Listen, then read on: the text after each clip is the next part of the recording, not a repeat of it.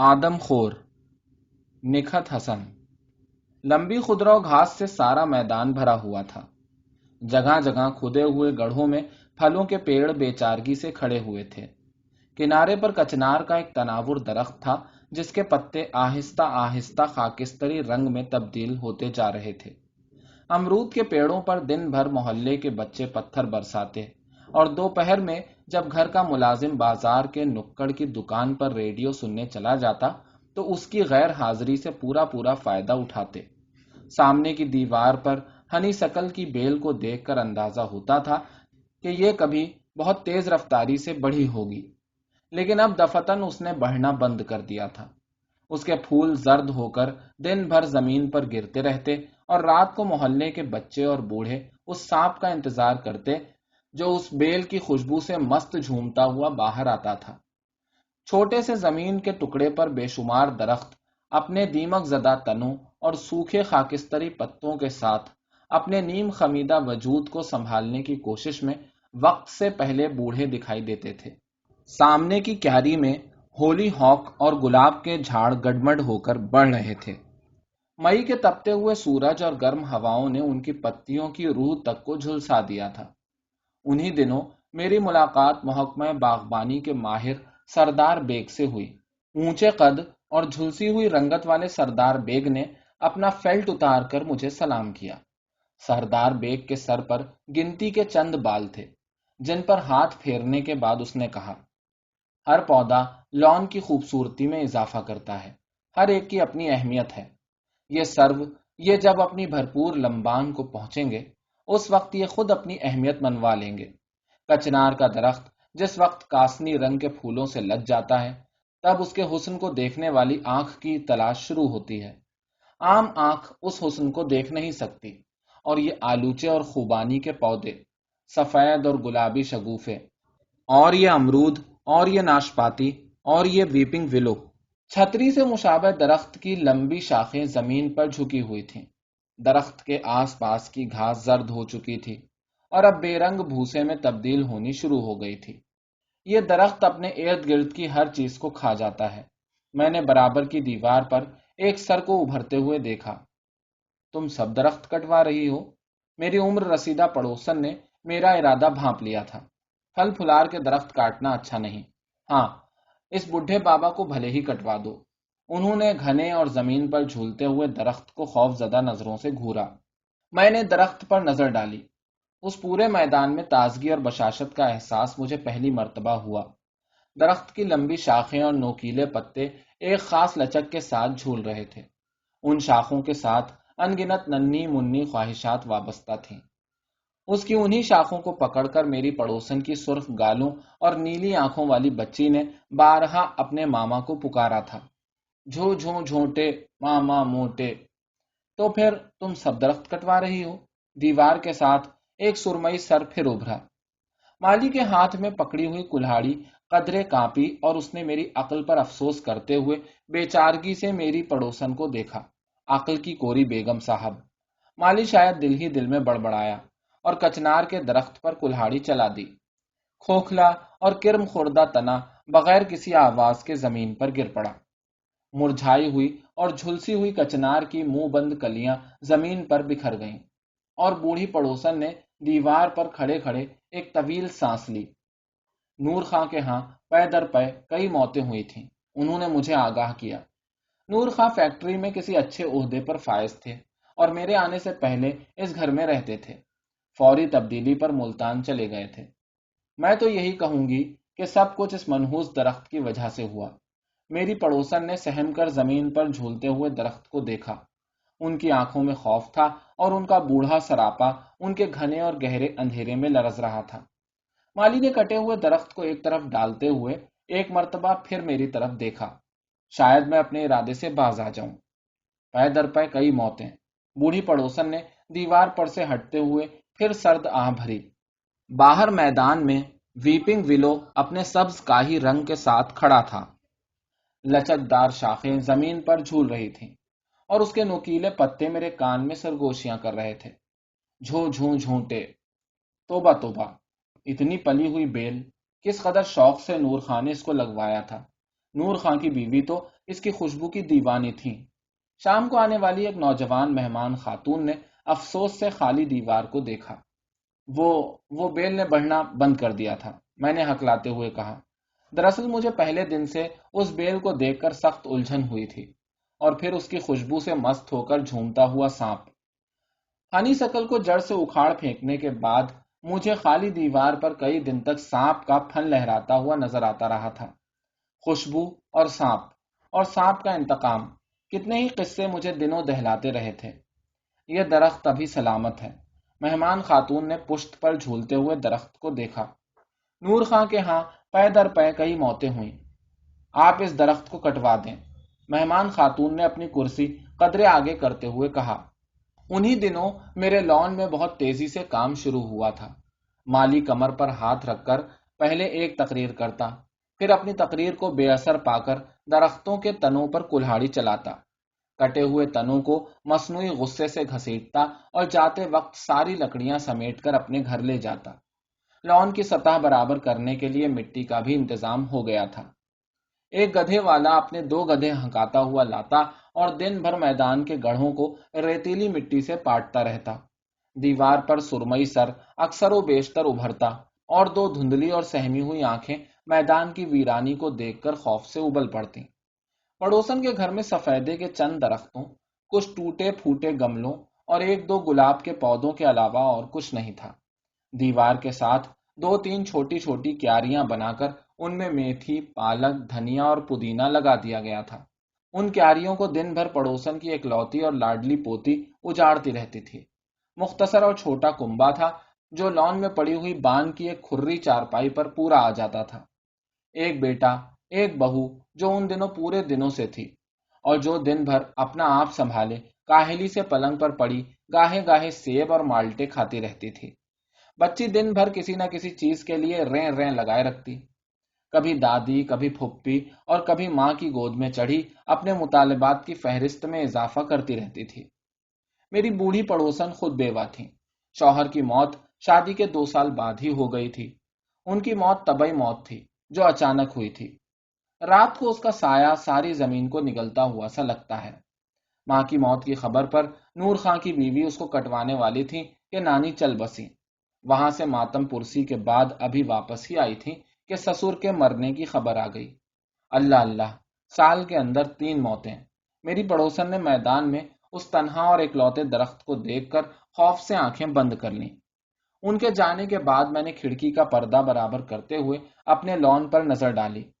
زمین کی سطح برابر ہونے کے بعد اب گھاس نے نکلنا شروع کر دیا تھا۔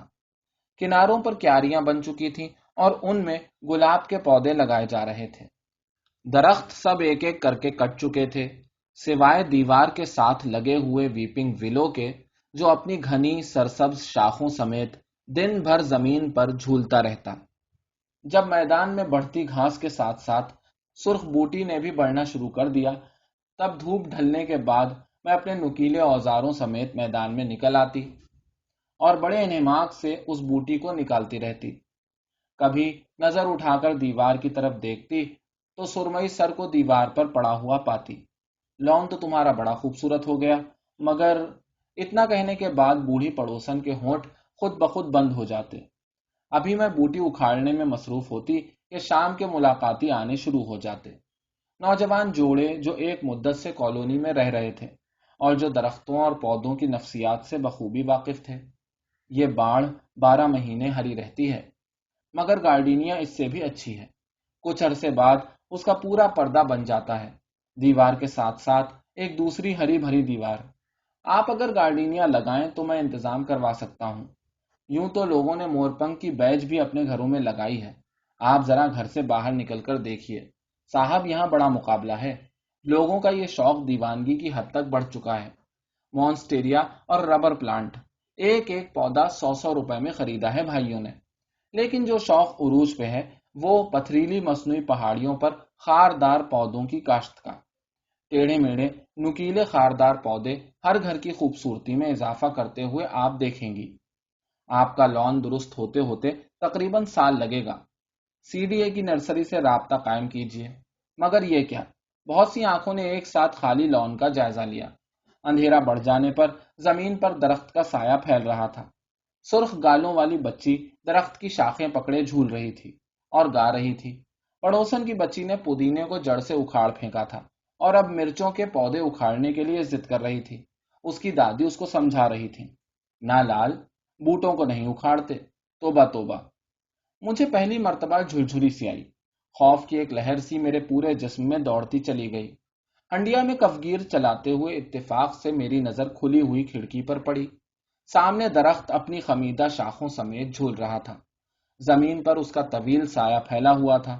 محلے کے بچے جو کبھی ڈھیروں پتھر لے کر اور مختلف آوازیں پیدا کرتے ہوئے میرے گھر کی طرف سے گزرتے تھے، اب خاموشی سے گردن جھکا کر نکل جاتے۔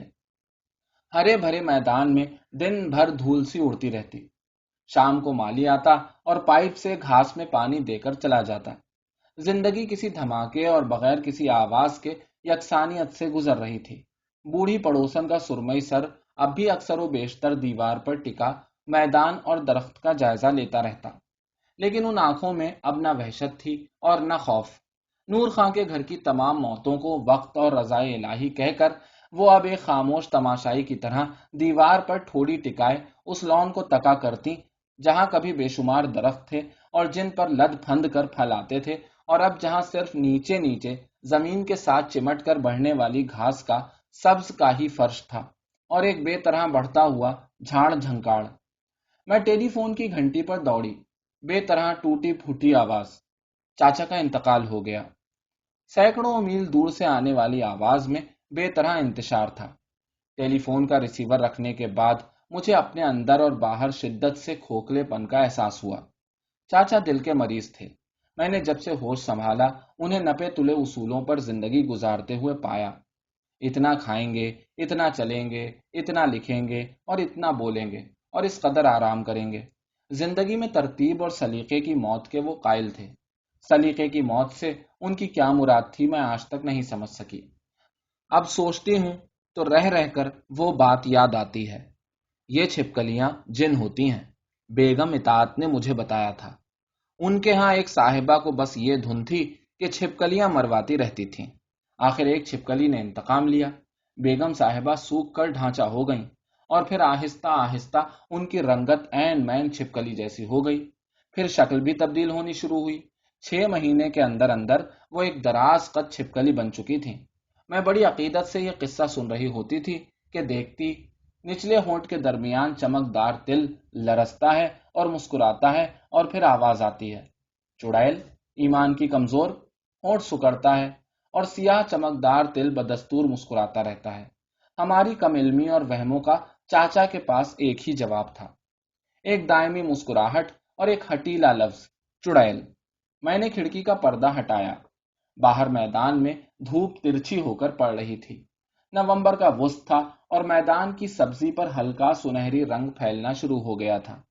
دفتن میری نگاہ میدان میں کھڑے ہوئے درخت پر پڑی اور پھر بہت سی آوازوں نے مجھے سر سے پیر تک جھنجھوڑ ڈالا۔ دیکھو جی، ہم نے تم سے کتنا کہا تھا کہ اس درخت کو بھی کٹوا ڈالو، پر تم نے نہیں سنا۔ اب دیکھ لیا نا، یہ یوں لیتا ہے انتقام۔ کیسی سونے سی جان کو نگل لیا۔ بوڑھی پڑوسن ہانپتی کانپتی کمرے میں داخل ہوئی اور دیر تک اکھڑی اکھڑی سسکیاں لیتی رہیں۔ اس لمحے میں نے اپنی پشت پر ایک بھاری ہاتھ کی تھپکی کو محسوس کیا اور میرے کان میں ہزاروں مرتبہ کا سنا ہوا جملہ سرگوشی کرتا ہوا گزرا۔ میں نے اپنے اندر ایک بھاری پن محسوس کرتے ہوئے کلام پاک اٹھایا اور تلاوت شروع کر دی۔ باہر گہرا سنہرا دن درخت کی شاخوں پر آہستہ آہستہ اتر رہا تھا اور پورے میدان میں سونا بکھرا ہوا تھا، زرد پتوں کے ڈھیر اور زرد گھاس کا فرش۔ اور پھر دوسرے ہی ماہ ماموں کے انتقال کی خبر ملنے پر میں نے اپنے گھر کی ایک ایک چیز کو ٹٹولا۔ سیاہ چوکور اور لمبی میزیں، سیاہ فریم والا ایک لمبا تانت کا صوفہ جس پر بیٹھنے والا بڑا تنگ ہو کر بیٹھتا تھا اور ہمیشہ بے چینی سے پہلو بدلتا رہتا تھا، جس کے کھوکھلے فریم پر بچے دھڑا دھڑ جوتے مارتے تھے اور بے ہنگم آواز پیدا ہونے پر اکثر اپنے ماں باپ سے مار کھاتے تھے۔ یہ فرنیچر ماموں کی اپنی طبیعت کی اپج تھی۔ جب تک وہ یہاں رہے انہوں نے اس سامان کو بڑی نفاست سے استعمال کیا۔ جاتے وقت وہ یہ سامان مجھے دے گئے تھے اور اب ماموں خود نہیں تھے۔ ان کا سامان، ان کی لمبی اور چوکور میزیں، ان کا لمبا تانت والا صوفہ، ان کے خاردار پودوں کے گملے، ان کے گلاب اور ان کی بوگن ویلیا۔ مومانی نے خط میں لکھا تھا، انہیں قبرستان میں بڑی اچھی جگہ ملی ہے۔ زندگی بھر پھولوں اور پودوں میں مگن رہنے والا ڈاکٹر مرنے کے بعد پھولوں کے ڈھیر تلے دفن کر دیا گیا۔ گلابوں کی خوشبودار چھاؤں اور گھنی خوشبو۔ ماموں، تمہارے ہزاروں چاہنے والے ہیں جو پھوٹتے ہوئے ہر شگوفے کے ساتھ تمہاری آواز سنتے ہیں، اور جب سال کے سال کلب کے وسیع میدان میں آرائش گل کی تقریب منائی جاتی ہے، گلدانوں میں سجی ہوئی ہر کلی تمہیں ڈھونڈتی ہے۔ گلاب کی پنکھڑیوں پر بکھرے ہوئے نئے اور انوکھے رنگوں میں تمہاری مسکراہٹ چھلکتی ہے۔ تپتی دوپہر میں فیلٹ لگائے اور ہاتھ میں سرنج پکڑے ہوئے خاردار پودوں پر جھکا ہوا تمہارا وجود۔ پتر جی، تم بھی اپنی ضد کے بڑے ہی پکے ہو، اب بھی سن لو اور کٹوا ڈالو اس درخت کو۔ میری پڑوسن پھر ہانپتی کانپتی کمرے میں داخل ہوئی اور میرے برابر ہی بیٹھ کر اپنی دھندلی آنکھیں دوپٹے کے کونے سے صاف کرنے لگیں۔ ان کی آنکھوں میں خوف تھا اور ان کا بوڑھا سراپا کمرے کے دھندلے ماحول میں بڑا کمزور نظر آ رہا تھا۔ غیر ارادی طور پر میرا ہاتھ پھر کھڑکی کے پردے کی طرف بڑھا۔ پردہ ہٹانے کے بعد میں نے دیکھا، دسمبر کی ٹھٹری ہوئی صبح، سورج میں نہ حدت تھی اور نہ چمک، اس کی کرنیں زرد زمین پر ترچھی پڑ رہی تھیں۔ باہر درختوں کے سب پتے جھڑ چکے تھے، زمین پر ان کے لمبوترے اور بے ہنگم سائے پھیل اور سکڑ رہے تھے۔ فضا میں آوازوں کا شور تھا اور زمین کسی دھماکے کی منتظر تھی۔ خطرے کا سائرن ابھی ابھی بج کر تھما تھا۔ لوگوں نے اپنے گھروں کی کھڑکیوں پر سیاہ کاغذ لگا لیے تھے اور گھروں میں کسی محفوظ کونے کی ضرورت شدت سے محسوس کی جانے لگی تھی۔ گھروں کے اندر وحشت تھی اور گھروں کے باہر سہمے قدموں کی سرسراہٹ۔ دور میدان میں لوہے کے کھمبوں میں اٹکا ہوا بچوں کا جھولا ساکت تھا۔ کھمبوں کا تیز نارنجی رنگ دن کی مٹیالی روشنی میں بھی چمک رہا تھا۔ بیگم سمد کی چمکیلی آنکھوں والی لڑکیاں اپنی کھڑکی میں بیٹھی جھولے کی ان ڈوریوں کو تک رہی تھیں جن پر بقول ان کی ماں کے اب چڑیلیں جھولتی ہیں۔ قدم باہر نکالا اور چمٹی۔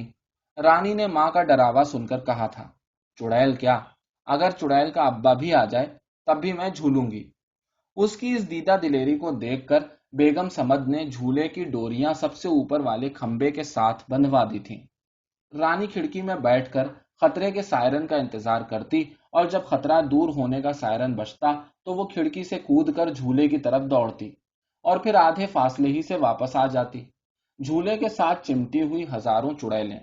خطرے کا سائرن اور بموں کے دھماکے۔ میدان میں میخوں کے ساتھ جڑا ہوا لوہے کا کھمبا بہت اونچا ہو چکا تھا اور اس کے ساتھ بندھا ہوا جھولا بچوں کی پہنچ سے بہت دور تھا۔ رانی کی نظریں جھولے کی اونچائی ناپ ناپ کر تھک چکی تھیں۔ وہ سارے لمبے ہاتھوں اور اونچے قد والے آدمی کہاں گئے؟ وہ خود سے پوچھتی اور واپس آ جاتی۔ وہ شام پچھلی تمام شاموں سے مختلف تھی۔ سورج غروب ہو چکا تھا اور ڈوبتے سورج کی سرخی پورے آسمان پر پھیلی ہوئی تھی۔ زمین سے آسمان تک ایک ہی رنگ بکھرا ہوا تھا، گہرا عنابی رنگ۔ عمارتوں پر دھندلے بلب روشن تھے اور سہما ہوا سناٹا دبے قدموں گھروں میں داخل ہوا تھا۔ ہوا میں سوکھے پتوں کی سرسراہٹ اور ہلکی ہلکی سرگوشیاں تھیں۔ میں اپنے لان میں کھڑی تھی۔ مجھے انتظار تھا ان تمام بیواؤں اور یتیموں کا جن کے شوہر اور باپ موت کے گھاٹ اتار دیے گئے تھے۔ ہتھیار تھامنے والے ہاتھوں نے ہتھیار ڈال دیے تھے۔ میدان میں بوڑھا خراٹ درخت جوں کا توں موجود تھا۔ میں نے چور نگاہوں سے دیوار کو ٹٹولا۔ دیوار خاموش تھی۔ میں اس درخت کو کٹوا رہی ہوں۔ میں نے چیخ کر اس ہجوم کو آگاہ کرنا چاہا جو دندناتا ہوا میری طرف بڑھ رہا تھا، پر آواز میرے حلق میں ہی اٹک کر رہ گئی اور میں بے خیالی میں چلتی ہوئی درخت کے قریب آ گئی۔ درخت کی شاخیں شادابی سے زمین پر جھول رہی تھیں۔ ان شاخوں پر ننھے منھے ہاتھوں کی گرفت ابھی تک باقی تھی۔ میرے پڑوس میں رہنے والی سرخ گالوں والی بچی نے بارہا انہی شاخوں کو پکڑ کر اپنے ماما کے آنے کی دعائیں مانگی تھیں۔ ماما آئے دوروں سے، گھوڑے باندھو کھجوروں سے، اور ماما دور خاردار تاروں کے پیچھے بچی کی پکار سے بے خبر کھڑا تھا اور سوچ رہا تھا کہ ایک دھوپ تھی جو ساتھ گئی آفتاب کے۔ میں نے آگے بڑھ کر درخت کی پھیلی ہوئی شاخوں کو اپنی مٹھیوں میں بھر لیا اور تب میرا دل چاہا اس درخت کو جڑ سے اکھاڑ پھینکوں اور اس کی ساری پتیوں کو ہوا کے سپرد کر دوں۔ بوڑھا خراٹ، انسانوں کو نگل جانے والا یہ آدم خور، پر دوسرے ہی لمحے میں نے بہت سی چھوٹی چھوٹی آوازوں کو اپنے قریب محسوس کیا۔ آج ہزاروں ننھی منی آوازوں نے مل کر میرے لان میں کوہرام سا مچا رکھا تھا۔